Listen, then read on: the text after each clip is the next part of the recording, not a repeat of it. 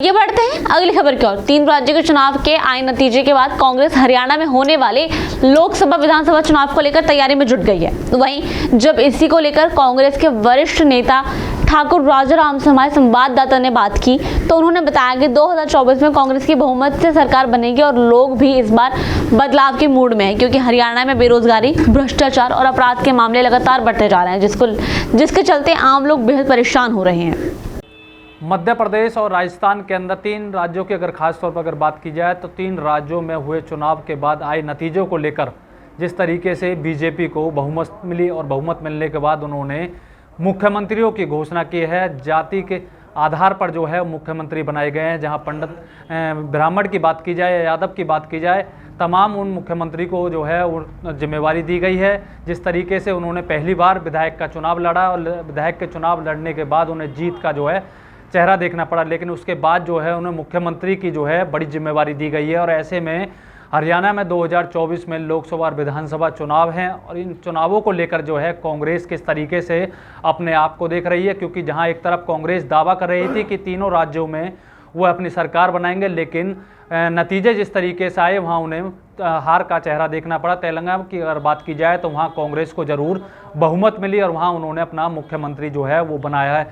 और इसी तरीके से लगातार जो है राजनीति की बात की जाए तो हरियाणा की गलियों में राजनीति की चर्चाएं जो हैं वो तेज़ी से हो रही हैं, क्योंकि 2024 में लोकसभा के चुनाव हैं और लोकसभा के चुनावों को लेकर किस तरीके से कांग्रेस की तरफ से तैयारियां आखिरकार की जा रही हैं। इसी को लेकर बीबीएम की टीम जो है ठाकुर राजाराम जी से बात करने की कोशिश करेंगे कि ठाकुर राजाराम जी, जिस तरीके से 2024 का लोकसभा और विधानसभा चुनाव है, कांग्रेस अपने को किस तरीके से देख रही है, कितनी तैयारियां जो है उनकी तरफ से की जा रही है? हमारी पार्टी विशेष तौर पर आदरणीय चौधरी भूपेंद्र सिंह हुड्डा जी के नेतृत्व में पार्टी मजबूती से कार्य कर रही है और सारे कार्यकर्ता एकजुट होकर आदरणीय दीपेंद्र हुड्डा जी और आदरणीय भूपेंद्र सिंह हुड्डा जी के नेतृत्व में रात दिन कार्य कर रहे हैं और हमारी सरकार 100% हरियाणा में बड़े बहुमत के साथ आएगी।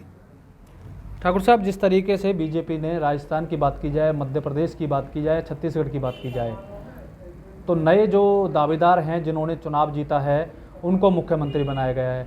अगर हरियाणा की अगर बात की जाए तो हरियाणा में भी क्या फेरबदल होगा? नहीं, हरियाणा के अंदर तो जो छत्तीस बिरादरी की आवाज़ है जी, सिर्फ और सिर्फ आदरणीय हुड्डा साहब के नेतृत्व में ही जो जनता चाहती है, क्योंकि उनके 10 साल का कार्यकाल जनता ने देखा है। उन्होंने छत्तीस बिरादरी की सेवा की है, विकास कार्य किए हैं।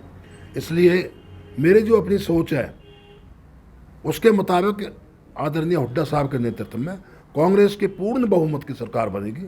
और जो आपने अभी ये 3 प्रदेशों के बारे में कहा, जमीनी स्तर पर सारे सर्वे आए और जनता की एक ही आवाज़ थी कि इस सरकार को बदलो और आदरणीय दोबारा से कांग्रेस सरकार को तीनों प्रदेशों में लाओ। मुझे तो जो हाईकमान ने बताया, जो सारे वरिष्ठ नेताओं ने आकलन किया, यहाँ तक कि वहाँ से 2 एमएलए के उम्मीदवार थे, उनके अपने खुद के वोट नहीं आए। जब उनका जो वो ईवीएम खुली, उनके बूथ पर जो सारा उसके काउंटिंग हुई, तो ऐसा क्या हुआ, जो एक खुद एक कैंडिडेट है उसकी अपनी वोट नहीं है। तो इससे साफ जाहिर होता है कि ईवीएम में गड़बड़ी है। और इसमें सभी पार्टियाँ एकजुट होकर और जो चुनाव आयोग है, मुख्य चुनाव आयुक्त, उसके सम्मुख सारे अपनी इसमें आपत्तियाँ दर्ज करेंगी। आप कह रहे हो कि ईवीएम में गड़बड़ी है। आप एक राज्य जो है उसमें भी चुनाव लड़े, उसके बाद उसमें भी जीत आपको हासिल हुई, क्या वहाँ गड़बड़ी नहीं थी? नहीं, मैं वो बात नहीं कह रहा। जनता का जो एक उनकी आवाज़ थी, जो बहुमत के प्रति आस्था थी 4 प्रदेशों में, मैं उस वजह से कह रहा हूँ। मैं जो बड़े लेवल के नेता हैं उन्होंने ये बात रखी है और एक प्रूफ के साथ रखी है।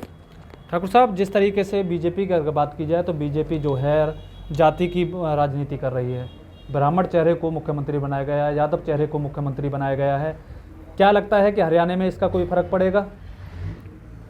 हरियाणा में तो सिर्फ आदरणीय हुड्डा साहब ही छत्तीस बिरादरी के नेता हैं और इन्हीं के नेतृत्व में सरकार आएगी। और जो हुड्डा साहब ने कह रखा, भाई हम हर समाज से डिप्टी सीएम बनाएंगे, चाहे जनरल समाज से हैं, चाहे एससी समाज से हैं, चाहे ब्राह्मण समाज से हैं, सभी समाज को, सभी बिरादरियों को पूर्ण रूप से मान सम्मान दिया जाएगा। माना जाए कि 2024 के विधानसभा लोकसभा चुनाव को लेकर के कांग्रेस की तरफ से तमाम तैयारियां की जा रही हैं, अपने आप को मजबूती से जो है लोगों के बीच में जाकर जो है आप स्टैंड कर रहे हो।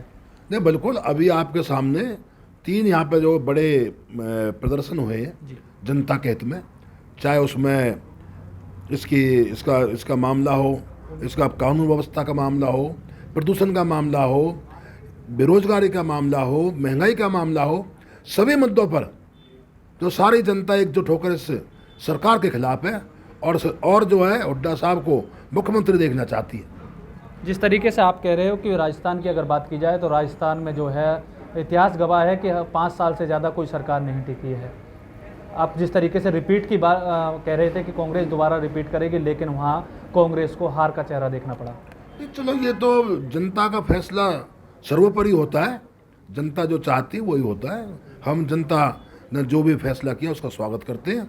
फिर भी हमारी एक चुनाव आयोग से मांग है कि कम से कम इनको जो है, इन जो आपत्तियां दर्ज की हैं हमारे बड़े नेताओं ने, उन पर इस पर सुनवाई की जाए और इसका निष्कर्ष निकाला जाए कि इसमें क्या हालात हैं, असलियत क्या है।